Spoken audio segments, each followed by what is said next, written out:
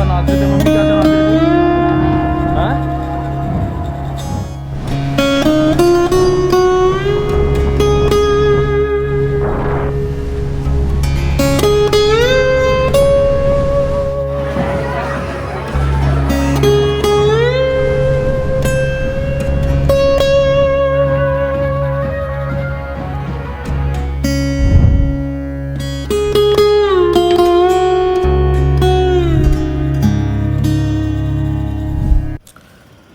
सड़कें चाहे रेगिस्तान की हो या पहाड़ों की, माँ संग चलो तो हर राह तीर्थ बन जाती है।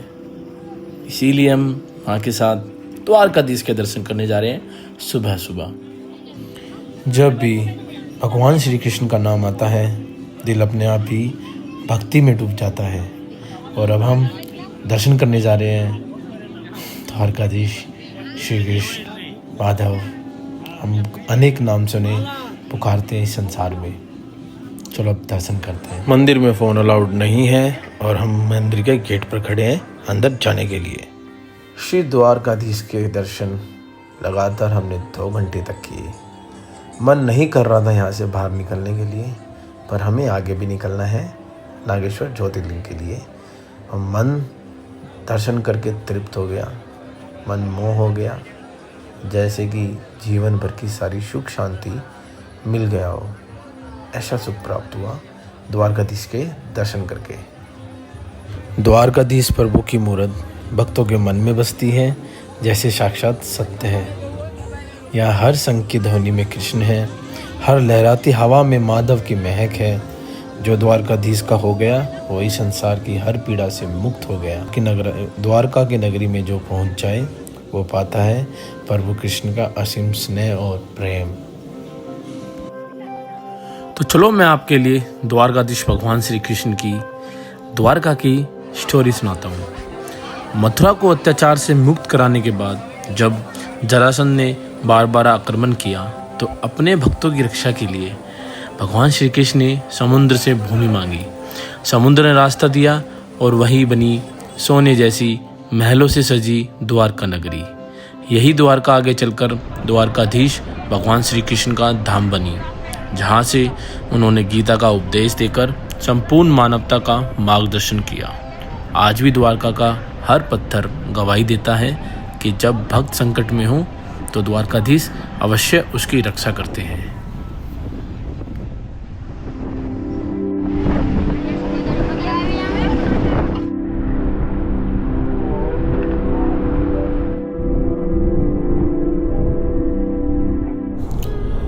समुद्र की लहरें चाहे कितनी भी गहरी हो, पर माँ का प्यार हमेशा उससे गहरा ही होता है। आज समुद्र के किनारे बैठकर मैंने जाना कि जिंदगी की सबसे खूबसूरत दौलत मेरे पास पहले से ही है, मेरी माँ। लहरें तो आती जाती रहेंगी, पर माँ के साथ बिताए पल हमेशा दिल में ठहर जाएगा। समुद्र की ठंडी हवा और माँ की मुस्कान दोनों ही आत्मा को सुकून देते हैं। दुनिया हर सपने को कैसे पूरा करना है उसकी हिम्मत और साहस भी दी।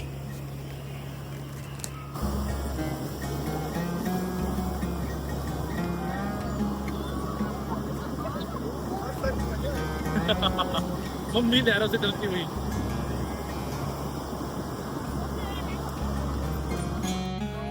समुद्र की लहरें संग चलते हुए ऐसा लगता है जैसे द्वारकाधीश खुद हमारे कदमों का मार्गदर्शन कर रहे हो। माँ का साथ है और द्वारकाधीश का आशीर्वाद, इससे बड़ा कोई तीर्थ नहीं हो सकता।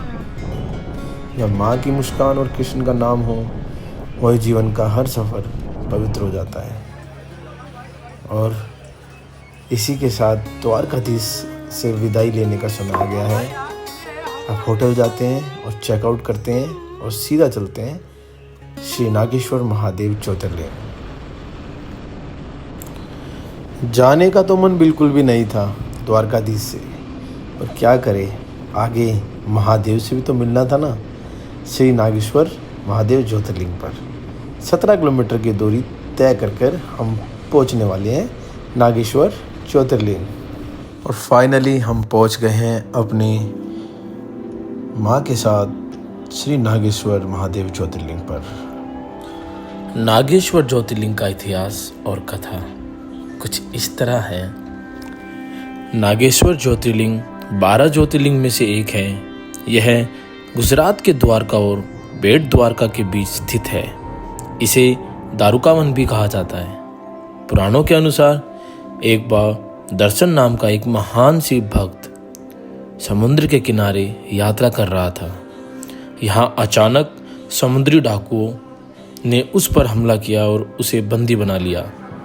दारुका ने अपने पति के साथ मिलकर समुद्र किनारे एक नगर बसाया, जहाँ वह हजारों राक्षसों के साथ रहती थी। यहाँ वह शिव भक्तों और साधुओं को पकड़कर यातनाएं देती थी। जब दर्शन को कैद किया गया तो उसने निरंतर ओम नमः शिवाय का जाप शुरू किया। उसी भक्ति से प्रसन्न होकर भगवान शिव प्रकट हुए और उन्होंने उसे राक्षसों से मुक्त कर दिया। यहाँ पर भगवान शिव ने ज्योतिर्लिंग के रूप में वास किया और यह स्थान श्री नागेश्वर महादेव ज्योतिर्लिंग कहलाया गया। सावन का पावन महीना और माँ का साथ नागेश्वर ज्योतिर्लिंग से मिल गया भोलेनाथ का आशीर्वाद। माँ का हाथ थामकर जब नागेश्वर पहुंचा तो लगा जैसे शिवजी ने खुद ही हमें बुलाया हो। सावन में भोलेनाथ के दरबार में माँ संग होना यही है जीवन का सबसे बड़ा सौभाग्य मेरे लिए। नागेश्वर महादेव के चरणों में माँ संग सिर झुकाया और हर चिंता और हर दुख पल भर में मिट गया। शरीर की सारी थकान गायब हो गई। जय भोले की, हर हर महादेव, हर हर महादेव। इतना अच्छा नाच रहे थे। मम्मी कैसे नाच रहे थे? हाँ, घूम घूम के। ये देखो हमारे महादेव पीछे है। हर हर महादेव।